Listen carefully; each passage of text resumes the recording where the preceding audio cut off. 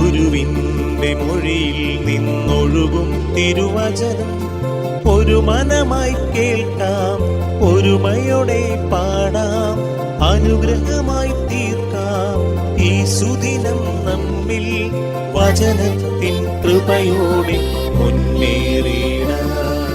വിശുദ്ധ മത്തായി അറിയിച്ച സുവിശേഷം അധ്യായം 18, 19, 20 തിരുവചനങ്ങൾ.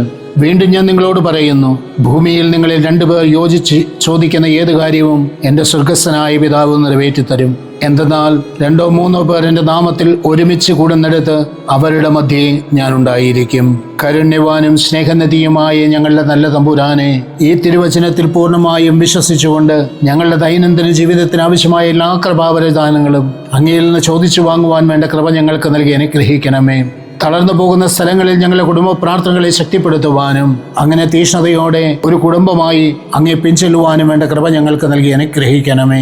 നമ്മുടെ കർത്താവ് ഈശോ മിശിഹായുടെ കൃപയും പിതാവായ ദൈവത്തിന്റെ സ്നേഹവും പരിശുദ്ധാത്മാവിന്റെ സഹവാസവും പരിശുദ്ധ അമ്മയുടെയും നീതിമാനായ മറിയൂസേപ്പിന്റെ മധ്യസ്ഥവും സകല മാലാഖമാരുടെയും സകല വിശുദ്ധരുടെയും സംരക്ഷണവും നൽകി സർവശക്തനായ ദൈവം നിങ്ങളെ ആശീർവദിച്ച് അനുഗ്രഹിക്കട്ടെ, ഇപ്പോഴും എപ്പോഴും എന്നേക്കും.